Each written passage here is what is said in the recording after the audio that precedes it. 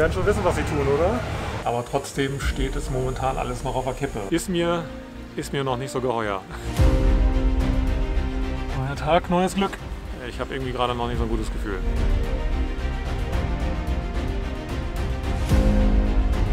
Wir haben jetzt das Konsulat in Izmir eingeschrieben, ob die uns irgendwie weiterhelfen können.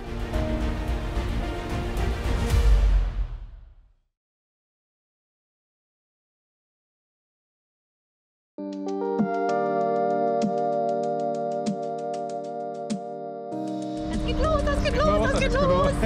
Man sieht, dass das Ganze dann ein Ende hat. Das wird ganz schön an unsere Substanz auch gehen. Das ist einfach nur alles Scheiße. Also wir merken, ihr wollt den YouTube-Kanal halt auch halten, genauso wie wir. Und das werden wir wohl schaffen, oder?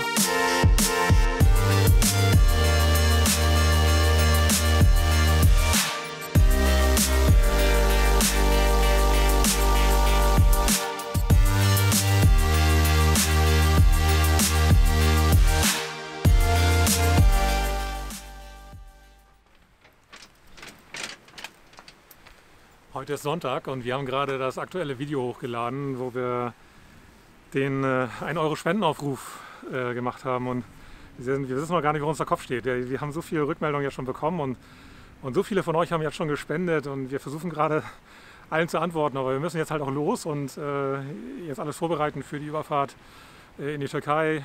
Wir brauchen noch eine Stelle hier auf Kios, wo wir ein Paket hinschicken lassen können, also Ersatzteile, falls wir die Ersatzteile aus Europa besorgen müssen.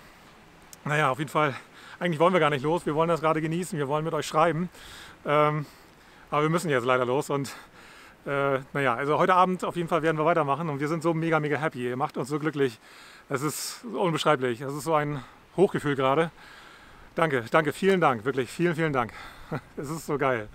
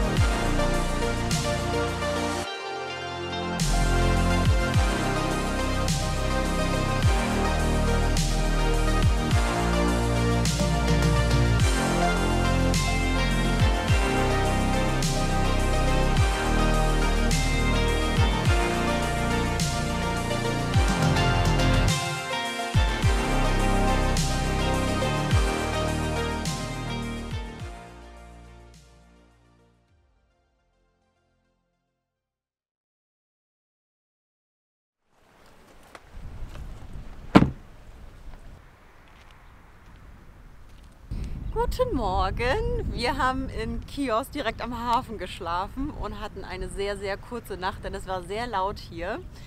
Aber gut, wir stehen hier direkt am Hafen. Wir haben die Tickets für die Türkei online gebucht und da werden wir uns jetzt zum Ticketcenter aufmachen, weil wir müssen noch mit unseren Reisepässen und mit unseren Fahrzeugpapieren einchecken und das machen wir jetzt.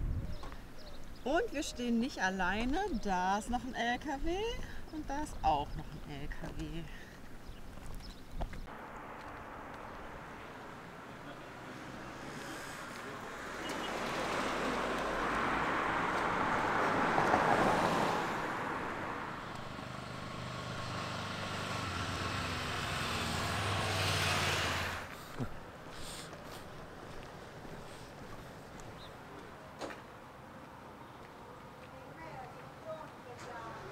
Wir haben uns jetzt mit unseren Pässen eingecheckt und haben die Tickets bekommen, auch ein Ticket für den LKW. Und wir müssen eine Stunde vor Abfahrt dann hier in dem Zollamt nochmal uns vorstellen. Da werden unsere Papiere nochmal gecheckt und dann wird sozusagen das Gate freigemacht, dass wir dann auf das Boot rauffahren können. Übrigens, diese kurze Fahrt dauert eine Stunde in die Türkei, kostet 200 €, nur zum Vergleich. Die 10-Stunden-Fahrt von dem griechischen Festland auf die Insel hat 320 € gekostet. Also ist schon eine Hausnummer für diese kurze Strecke. Ein letztes Frühstück in Griechenland. Das ist unser Frühstück. Und dann haben wir noch ein kleines Gastgeschenk besorgt.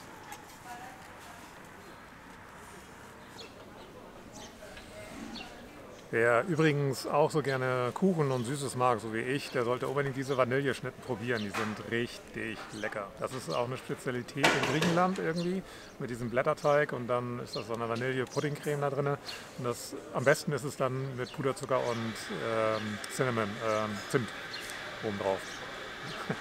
Immer mein Favorite, aber ich muss aufpassen, weil das ist natürlich ziemlich mächtig. Und wenn wir uns da mal nicht so viel bewegen, naja.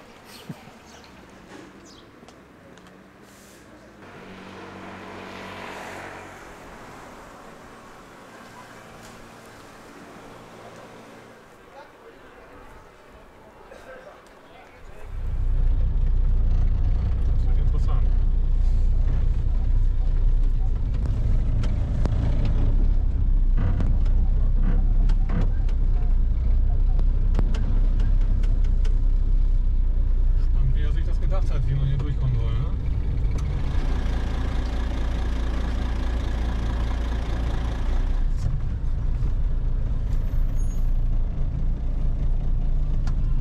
Fahr mal rauf hier, dann kommt keiner mehr voran.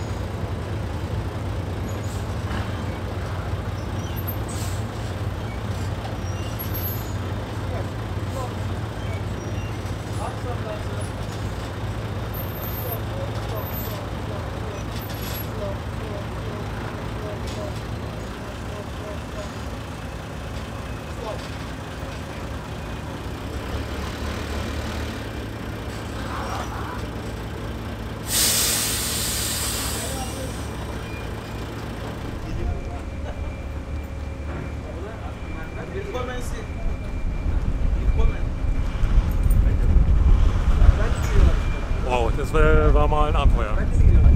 Wir haben Schlagseite. Ich weiß nicht, warum wir nicht in der Mitte stehen sollen. Na gut, aber die Autos kommen wahrscheinlich auf diese Seite. Dann gleicht sich das ein bisschen aus. Was für ein kleines Boot. Ich frage mich, wie hier ein Cut raufkommt. Aber der passt auch rauf. Wenn man das jetzt so sieht. Na gut, machen wir mal Platz.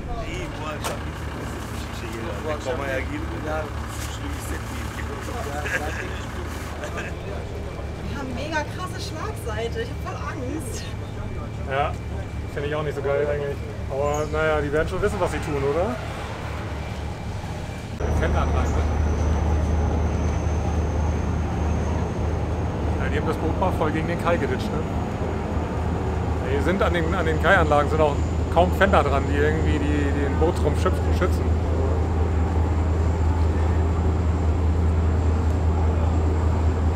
Fährt trotzdem.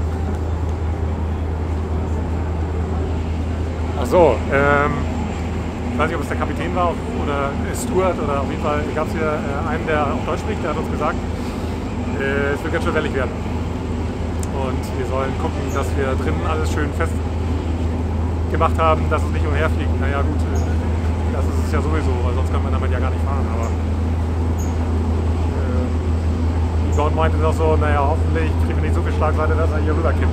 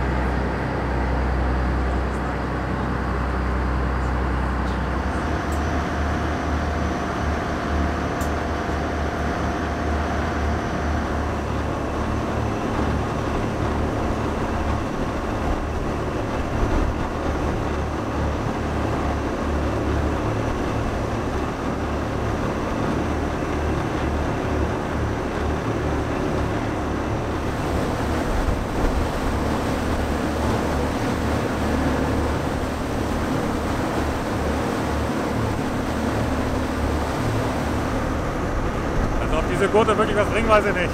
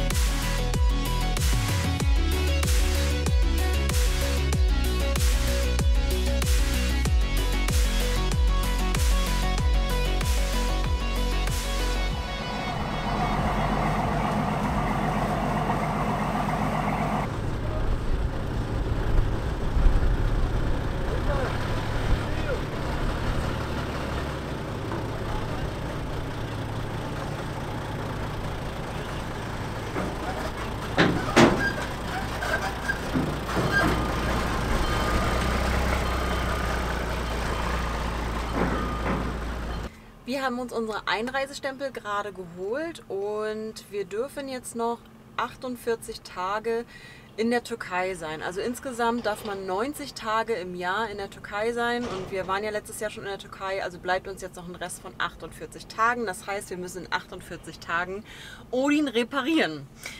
Ja, jetzt erfolgt noch, wir werden noch einmal geröntgt, haben wir auch noch nicht erlebt und dann geht es endlich weiter. Das dauert hier heute alles ein bisschen länger. Wir haben schon gesagt, würden wir so glaube ich nicht nochmal machen. Also über den Landweg war das irgendwie alles unkomplizierter.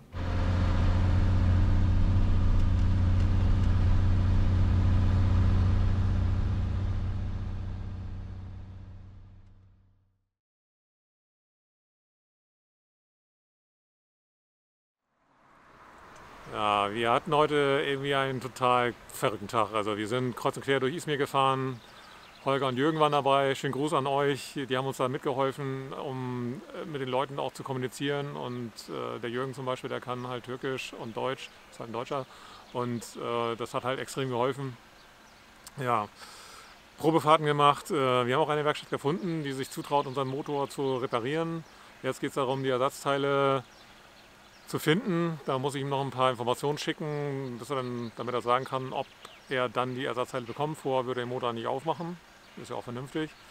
Dann haben wir noch wegen der Einspritzpumpe geguckt, weil die ist halt irgendwie verstellt. Das passt irgendwie alles nicht. Und naja, da waren wir halt bei einem Dieselservice und da haben wir das Gefühl, der wollte uns einfach nur über den Tisch ziehen, weil der wollte halt für eine gebrauchte Pumpe, die er dann irgendwie aus 3x1er anderes Modell einbauen in unseren LKW, wollte er 1600 € haben und ich kriege für 1600 € eine neue Pumpe aus Deutschland. Also unsere Pumpe, überholt. Also, Und da wollten sie sich auch nicht mit sich reden lassen, das war irgendwie ganz, ganz merkwürdig. Das fand ich sehr enttäuschend, ehrlich gesagt. Irgendwie so, ja. Was noch? Ich glaube, das war's. Ja, hier stehen wir jetzt heute gerade irgendwie mitten in einem Betonwert. Wir haben hier den Security-Menschen gefragt, ob wir hier pennen dürfen auf dem Parkplatz. Er hat gesagt, kein Problem, mach das. Mit Händen und Füßen natürlich. Und ja, ich glaube, das war's erstmal für den Tag und morgen werden wir dann weitersehen. Morgen fahren wir nochmal zu einer anderen Werkstatt und dann müssen wir uns mal die Karten legen, wie es dann wirklich aussieht. Ja, ich habe irgendwie gerade noch nicht so ein gutes Gefühl. Also irgendwie ist mir noch nicht so geheuer. Ja, gut.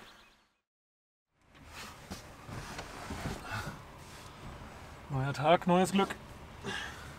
Das ist jetzt Tag 2 unserer Werkstattsuche in Izmir und wir konnten noch gar nicht richtig erzählen, was für ein Problem wir eigentlich haben mit unserer Einreise. Denn da vor Ort beim Zoll war es irgendwie so, ja okay, wir haben jetzt 48 Tage, aber eigentlich waren wir da schon irgendwie so, kann doch eigentlich gar nicht sein, weil wir sind eigentlich von 90 Tagen ausgegangen. Also es ist so, auf dem Auswärtigen Amt steht halt auch, zwischen der letzten Einreise müssen halt 180 Tage vergangen sein und dann bekommt man wieder 90 Tage neu in der Türkei. Und davon sind wir halt auch ausgegangen, dass wir 90 Tage Aufenthalt bekommen. Und jetzt haben wir nur 48 Tage, was uns natürlich krass in Stress versetzt. Zum einen kriegen wir die Reparatur in 48 Tagen hin und dann können wir halt auch gar nicht mehr reisen in der Türkei. Und wo fahren wir dann als nächstes halt hin? Weil man braucht ja auch noch, um wieder zurückzukommen, auch noch irgendwie Tage. Wir haben jetzt das Konsulat in Izmir eingeschrieben, ob die uns irgendwie weiterhelfen können. Ja, es ist halt auch noch eine riesen Baustelle gerade, die uns noch zusätzlich stresst neben dieser Werkstattsuche.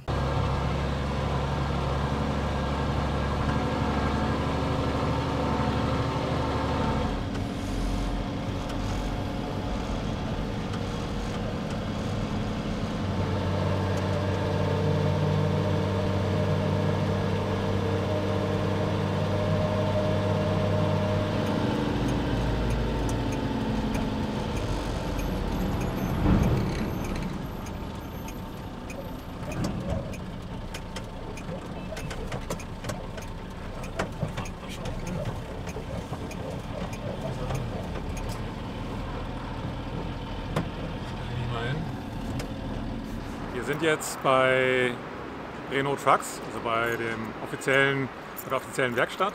Und wir wurden megamäßig Empfang genommen. Das ist schon wieder so eine Story für sich, also wo man sagen kann, die türkische Gastfreundschaft zeigt sich auch wieder hier und wir sind richtig froh, dass wir hier sind. Wir waren noch gerade essen und jetzt geht es halt daran, eine Bestandsaufnahme zu machen bei dem LKW, erstmal zu gucken, was hat er denn so. Die wollen halt einmal klar hören, wie der Motor läuft und wie er so aussieht, weil sie daran halt auch messen wollen, naja, was müsste man eigentlich jetzt an Ersatzteilen so bestellen, damit sie den Motor dann auch komplett durchreparieren können. Weil das eigentliche Problem ist eben die Ersatzteilbeschaffung und da muss man halt sehen, dass man alle Ersatzteile, die man auch wirklich braucht, gleich vor Ort hat. Und naja, das ist so ein bisschen Glaskugel gucken, aber auch nicht ganz. Es ist halt auch so, dass sie schon so das abschätzen können aus ihrer Erfahrung. Okay, so alt ist das Fahrzeug, so viele Kilometer hat es runter. Es wäre ganz gut, wenn wir die und die und die Ersatzteile jetzt bestellen und vorher besorgen und sicherstellen, dass wir sie haben, bevor wir den Motor aufmachen.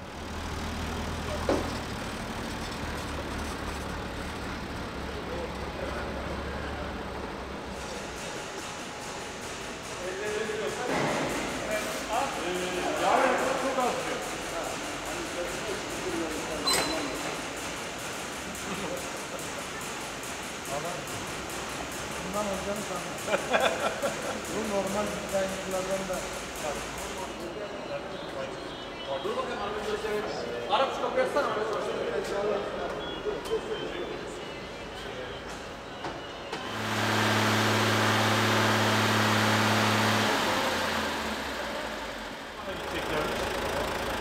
Oralarda diyor hiçbir şey bulamayız. Tamirci, hani burada en azından yapabileceğimiz bir şey varsa yapalım diyor. Siz destekleyin. It's good point to be sure engine needs the overhaul or not. But you don't have much more oil consumption.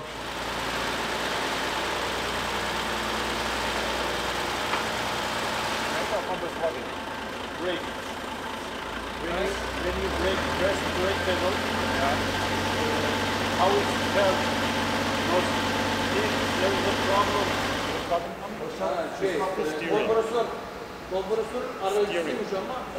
Die Männer sind jetzt gerade auf Ersatzteilsuche und wir werden hier fleißig mit Leckereien versorgt. Wir haben jetzt gerade einen Kuchen gekriegt, also Torte irgendwie.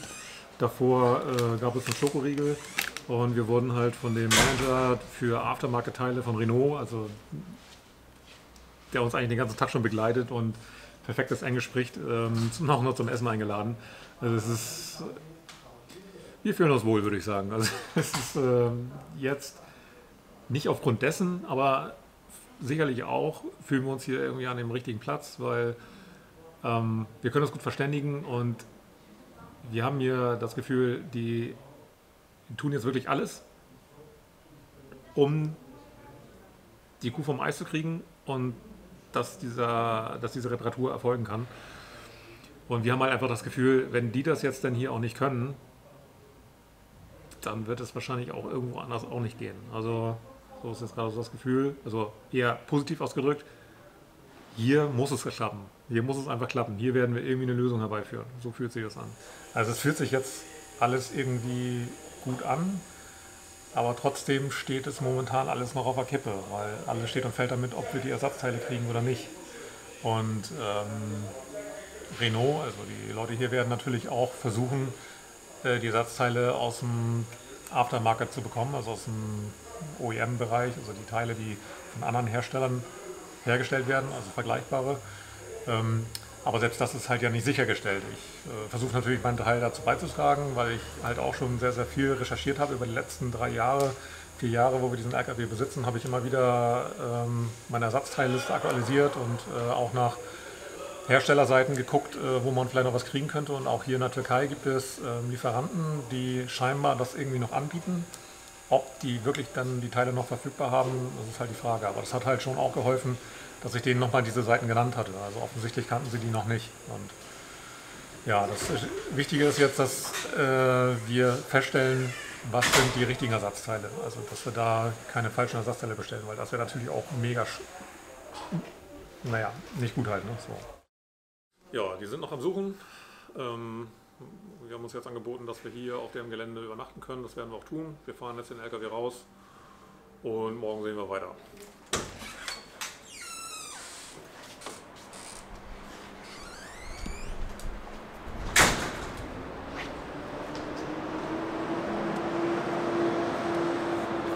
geklappt haben sie die Kabine auch schon. Dann werden wir mal gleich rausfahren. Aber irgendwie steht noch ein Auto dahinter. Mal gucken. Ich fahre da hinten mal nach.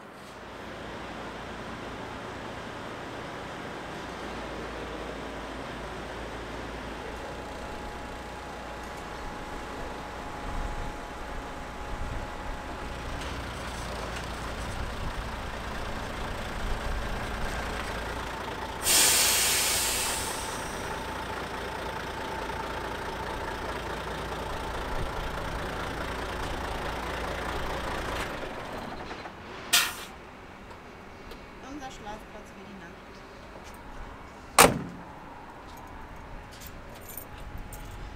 Auf dem Parkplatz in Izmir. Genau, unser Schlafplatz für heute. So ein kleines Déjà-vu. Mal wieder bei Renault, mal wieder auf dem Werkstatthof übernachten. Mal sehen, wie lange. Ob es bei einer Nacht bleibt oder. Naja. Wir werden sehen. Wie hast du geschlafen hier? Eigentlich erstaunlich gut. Also mit Ohrstöpseln natürlich, weil wir sind hier direkt an der Hauptstraße. Aber ganz gut. Wir gehen gleich mal rüber. Es gibt Neuigkeiten bezüglich der Ersatzteile. Und ja, mal schauen, was die haben.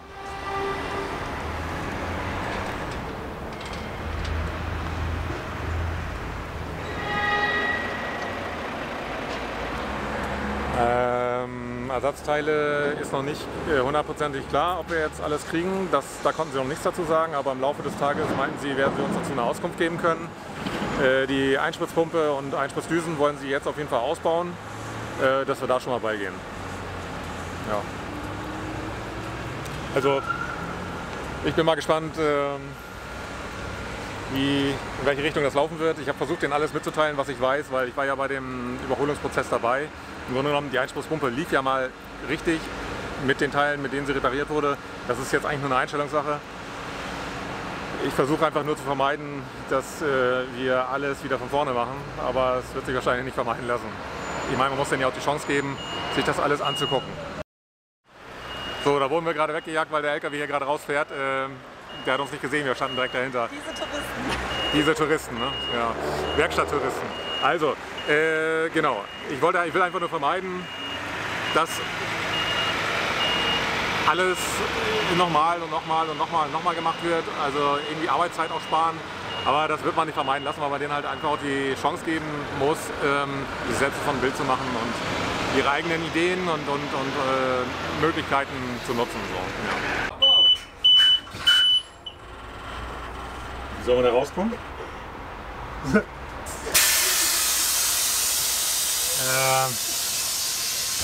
Haben Sie sich das gut überlegt hier? Oh Mann, Leute.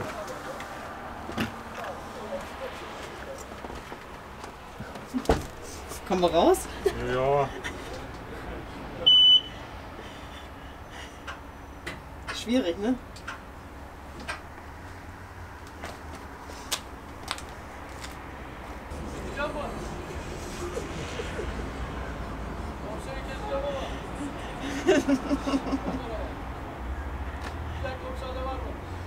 Gib mir mal das Handy. Ich glaube, wir müssen noch mal setzen. Okay. Okay. So.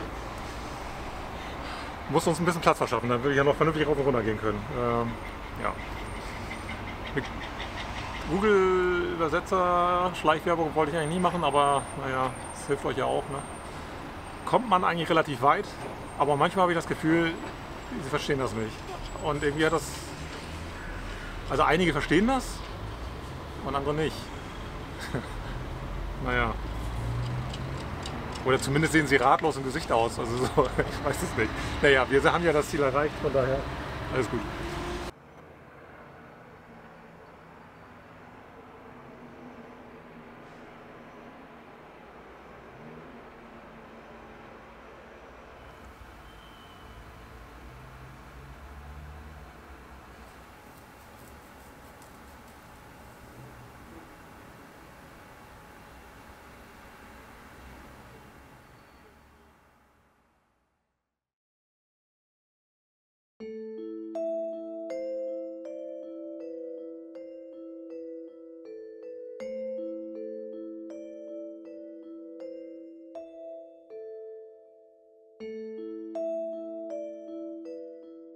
So, kleiner Ortswechsel. Der LKW steht jetzt in der Werkstatt bei Renault. Die Einspritzpumpe ist ausgebaut und die wurde zum Dieselpumpenservice geschickt, um einmal nochmal gecheckt zu werden. Wir haben sie ja zwar schon in Griechenland einmal durchchecken lassen, dort wurde ja nichts gefunden. Jetzt lassen wir sie hier auch nochmal checken, um auf Nummer sicher zu gehen, weil halt die Werkstatt sagt, es könnte halt auch ein Problem mit der Einspritzpumpe zusätzlich vorliegen. Also der LKW steht gerade in der Halle und ja, wir wollen nicht wieder in der Werkstatt tagelang übernachten. Ich glaube, das wäre auch bei Renault gar nicht so möglich. Die Manu und der Holger haben uns angeboten, dass wir in deren Haus leben können für die Zeit, in der der LKW jetzt in der Werkstatt steht.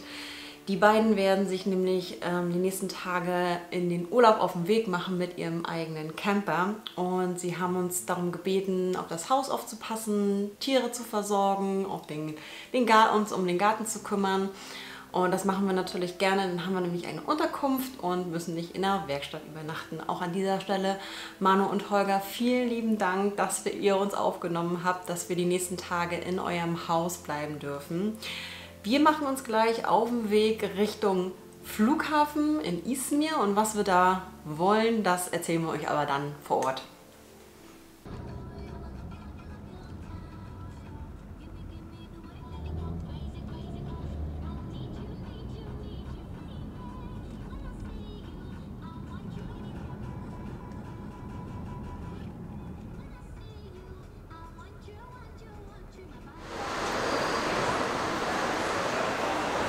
Für die Zeit, die wir jetzt in unserer Wohnung oder in dem Haus sind, haben wir uns einen Mietwagen genommen, damit wir zwischen Werkstatt und Haus hin und her fahren können.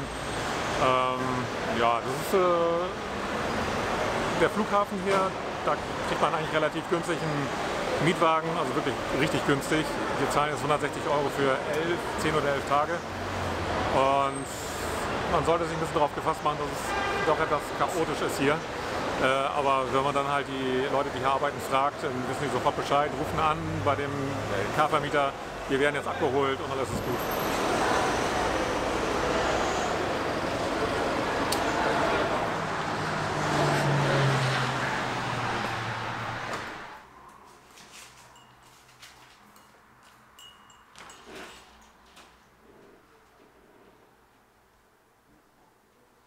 Was ist mit der Maut? Depozit? Depozit ücreti. Depozito ücreti mi? No. Wie heißt nochmal die Maut? HGS. AGS? Ha, HGS. AGS. Highway pay. Highway. Yes. Okay. Aracın plakasına tanımla. İstediğiniz gibi kullanabilirsiniz. So, name and signature? Or just Name, surname, signature.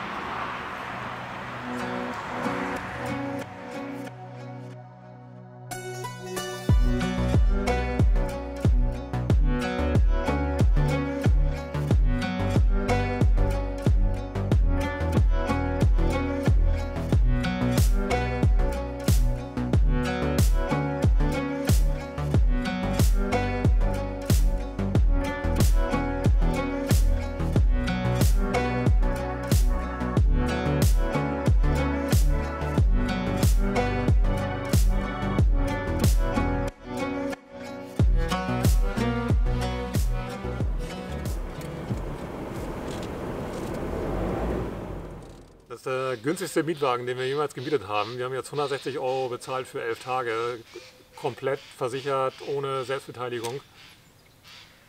Und ich finde, dafür ist er ganz schön schick. Was war nochmal Ihr Name? Die dicke Bertha, glaube ich, ne? Dicke Bertha warst du, ne? Hallo, die dicke Bertha. Ja, dicke Bertha ist das gemein, aber ist schon ein bisschen pummelig, ne? Okay. Die dicke Bertha bleibt hier, um die kümmern wir uns. Ist ein Draußenhund.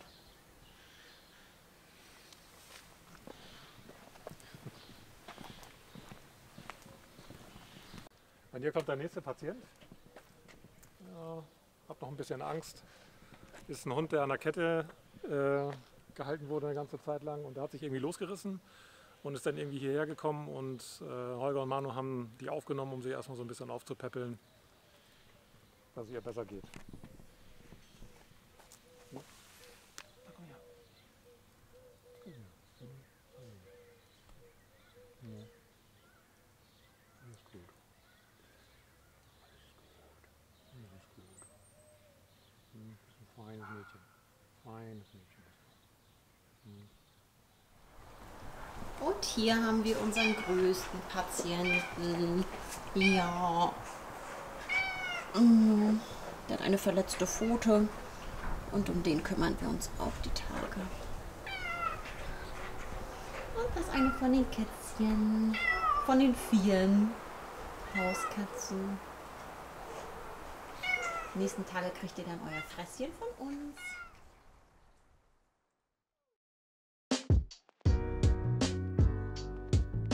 Es sind jetzt ein paar Tage vergangen und wir sind die ganzen letzten Tage vom Haus, zwischen Haus und Werkstatt immer hin und her mit unserem Auto gependelt. Also es hat sich jetzt schon gelohnt, dass wir ein Auto gemietet haben.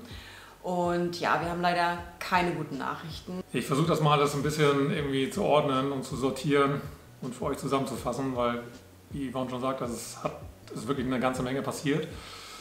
Die aktuelle Situation ist so, dass wir gar nicht so richtig wissen, ob es sich lohnt, den Motor zu überholen oder darüber nachzudenken, einen kompletten Motortausch durchzuführen. Aber erstmal, was ist bisher passiert? Wir haben die Einspritzpumpe ausbauen lassen, überprüfen lassen, weil die Werkstatt gesagt hat, Verbrennung ist nicht gut, ist sie ja auch nicht. Da ist aber alles okay, also die Werkstatt, der Dieselservice, übrigens ein Bosch Dieselservice, hat da nichts gefunden, funktioniert alles einwandfrei.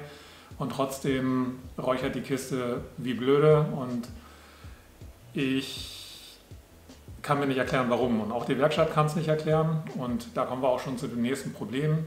Hier in der Türkei sind diese Tätigkeiten sehr stark auf verschiedene Werkstätten verteilt. Renault oder beziehungsweise die LKW-Werkstätten, die sind da halt für die außenrum, für die Technik zuständig. Also ja, sie kennen sich irgendwie auch mit Motoren aus und bauen die auseinander und wieder zusammen. Aber die Einspritzanlage, da muss halt der Dieselpumpenservice her. So, der Dieselpumpenservice sagt, nein, die Pumpe ist in Ordnung, das liegt am Motor. Und die Werkstatt sagt, der Motor, das ist nicht das Problem, das muss die Dieselpumpe sein. Und ich sitze in der Mitte oder wir sitzen in der Mitte und keiner fühlt sich jetzt verantwortlich. Und das ist genau das Problem. Zudem ist noch hinzugekommen, am Anfang hieß es, ja, wir gehen auf Ersatzteilsuche, die haben eine große Liste angefertigt, die und die Ersatzteile brauchen wir, bevor wir an den Motor gehen. Und da waren die auch sehr optimistisch, dass wir an die Ersatzteile kommen. Jetzt hat sich aber herausgestellt... Also sie haben dann gesagt, wir kriegen die Ersatzteile und sie sind bestellt und die kommen auch innerhalb von einem Tag. Dann hieß es aber wiederum, ja, aber die Mechaniker, die trauen diesen Zulieferer nicht, weil das sind ja keine Original-Renault-Ersatzteile und deswegen würden sie die eben halt ungern einbauen. Und damit haben wir das nächste Problem. In der Vertragswerkstatt sind die Ersatzteillieferanten und die Partnerwerkstätten beschränkt. Also wenn es darum geht, dass man wirklich die maximale Hilfe haben möchte und das Netzwerk, was hier in der Türkei ja nun legendär ist, wenn man das nutzen möchte, haben wir jetzt die Erfahrung gemacht, dass da die Vertragswerkstatt vielleicht nicht unbedingt die beste Variante ist. So, weil sie, wie gesagt, aufgrund der Verträge ja, ihr Netzwerk automatisch reduziert. Wir können die Bedenken in gewisser Weise natürlich verstehen, wenn die Mechaniker sagen, wir vertrauen dem Zulieferer nicht, das sind schlechte Ersatzteile oder Ersatzteile von schlechter Qualität, die wollen wir nicht einbauen. Ist ja auch irgendwie ein Rat, den wir gerne beherzigen möchten. Aber wenn für uns das die einzige Option ist, weil letztendlich weiß man ja nicht hundertprozentig, sind die jetzt nur schlecht oder haben sie nur schlechte Erfahrungen mit anderen Ersatzteilen von diesem Zulieferer gemacht. Vielleicht ist ja genau das Kolbenset dann doch gut. Man weiß es halt nicht. So, aber lange Rede, kurzer Sinn, wenn wir nur diese eine Option haben, dann müssen wir die wohl wahrnehmen. Also es geht auch gar nicht darum, dass wir jetzt uns irgendwie auskotzen wollen über Renault. Überhaupt nicht. Sondern eigentlich geht es darum, euch die Situation darzustellen, wie sie ist und was einem jetzt dann auch so wieder fahren kann, wenn man dann im Ausland versucht, da eine Werkstatt zu bekommen und Hilfe zu bekommen. Das Thema ist halt Vertragswerkstatt oder freie Werkstatt. Wie ist jetzt die Situation? Wie ist jetzt Ersatzteilsituation? Es ist nicht so, dass es keine Ersatzteile gibt. Jetzt geht es darum, eigentlich um die Frage Ersatzteile oder neuer Motor. Und da kommt ihr ins Spiel. Also wir brauchen da mit Sicherheit Hilfe, wenn wir einen neuen Motor brauchen. Wir versuchen auch nach einem neuen Motor zu suchen innerhalb der Türkei. Da hilft uns auch jemand von Renault, der sich da persönlich einsetzt. Und das kann erfolgreich sein, muss aber nicht. Es ist nicht so, dass es diese Fahrzeuge hier nie gab. Es gibt sie zum Beispiel halt auch immer noch als Feuerwehren, wie unser eben halt auch als Feuerwehr gebaut wurde. Das sind teilweise neuere Modelle. Wie gesagt, es gibt sie. Es gibt sie hier bei den Feuerwehren und da kommen wir zu dem nächsten Problem. All die Ersatzteile, die es für diese Fahrzeuge gibt, haben diese Feuerwehren für die nächsten 10 Jahre aufgekauft, damit sie halt die Zuverlässigkeit ihrer Fahrzeuge erhalten können. Somit sind die Ersatzteile, die es hier in der Türkei mal gab oder gibt, stark reduziert. Ob man an diese Ersatzteile nun rankommt von den Feuerwehren, wage ich mal zu bezweifeln. Motoren. Wir bräuchten dann Hilfe, falls es dazu kommt, einen Motor aus Europa, respektive aus Deutschland, irgendwie dann zu bekommen. Vorzugsweise wäre es halt ein fahrender LKW noch, wo man dann weiß oder auch testen kann, dass dieser Motor noch funktioniert. Und das Ganze müsste ausgebaut werden und dann irgendwie in die Türkei oder zumindest nach Griechenland verschickt werden. Da müssen wir uns nochmal auskriegen, wie wir es dann letztendlich machen. Wir haben schon die ganz wilde Idee, dass wir einen LKW kaufen. Das muss sich natürlich lohnen. Finanziell muss sich das natürlich irgendwie absolut rechnen. Also der LKW darf jetzt nicht so unfassbar viel teurer sein wie jetzt ein Motor. Wir haben da schon einen gefunden, irgendwie ich glaube für 3.800 €. Ein ganz fahrender LKW mit dem Motor, den wir haben. Man könnte den zum Beispiel in Deutschland kaufen und dann nach Griechenland bringen. Da haben wir ja dann auch unbegrenzt Zeit, um diese Reparatur vorzunehmen. Wie gesagt, das ist jetzt nur eine Idee, die wir haben, weil uns läuft halt auch hier in der Türkei die Zeit davon. Das Konsulat hat sich noch nicht gemeldet. Wir werden nächste Woche, hier sind Feiertage, werden wir auf jeden Fall auch noch versuchen, da anzurufen, dass wir diese 90 Tage Aufenthalt bekommen. Aber momentan sieht es halt echt schlecht aus und wir müssen halt davon ausgehen, dass wir ja nur diese 48 Tage, also dass wir Mitte Mai aus der Türkei raus müssen und dann werden wir diesen Motortausch vermutlich hier nicht mehr vornehmen können. Gut, soviel zu der Situation. Wir haben schon wieder viel zu lange geredet, aber so ist es halt meistens viel passiert. Am Ende bleibt uns jetzt nur noch, dass wir uns ganz, ganz herzlich bei euch allen bedanken wollen. Bei allen, die uns mit Rat und Tat zur Seite stehen, die auch für uns mit recherchiert haben. Tom, der Gruß geht raus. Norman, der Gruß geht raus. Ihr habt da sehr viel schon dazu beigetragen. Der Carsten, genau. Der uns, er ist Motorenbauer, der uns da auch sehr viel weiterhilft mit der Analyse beim Motor. Also ist schon der Hammer. Und, und wir packen unsere Daten, also von unserem Motor, von unserem Fahrzeug in die Videobeschreibung. Also wenn ihr uns irgendwie unterstützen könnt, ihr findet ein Fahrzeug mit demselben Motor, mit Ersatzteilen und ihr habt Lust, auch eine Recherche zu betreiben, da ist natürlich eure Hilfe immer wieder willkommen. Und wir möchten uns natürlich auch noch bedanken vom letzten Video. Einmal nochmal, ihr wart einfach unglaublich. So viele Leute haben an der 1 € Spendenaktion mitgemacht und das gab es natürlich auch noch. Es gab Leute, die haben natürlich nicht nur 1 € gespendet, sondern auch noch für 19 andere gespendet. 1000 Dank dafür, ihr seid einfach so genial. Und das hilft uns wirklich sehr in der Situation, in der wir uns jetzt befinden und auch noch in den nächsten Wochen befinden werden. Vielen, vielen, vielen lieben Dank dafür. Und wir werden da auch verantwortungsvoll mit umgehen. Also es geht alles in den Odin, es geht darum, Odin wieder fit zu machen für nichts anderes. Also vielen, vielen Dank, vielen, vielen Dank. Kann man einfach nur sagen, für uns war das in dem Moment, als wir das gesehen haben, was da passiert ist, da ist uns ganz schwindelig geworden und vor Glück. Also das hat uns sehr glücklich gemacht, weil es einfach uns zeigt, wieder eine Perspektive gibt und da dann auch weiterzumachen, eben mit dem Vorhaben. Und ja, es ist halt ja nicht nur für den LKW, es ist halt auch dafür da, dass wir diesen Kanal halt weiter betreiben können, was wir halt unbedingt wollen. Das machen wir auch gerne. Für uns wird es weiterhin eine turbulente Zeit hier sein. Also nächste Woche geht es dann weiter. Wir sitzen momentan nur noch am Rechner und sind am Recherchieren und am Austauschen mit Leuten, die uns irgendwie weiterhelfen können. Also es geht hier in der Türkei weiter. Wir wollen Odin retten. Ja, schaltet auch gerne im nächsten Video wieder ein. Bleibt alle gesund da draußen und dann sehen wir uns im nächsten Video wieder. Bis dahin.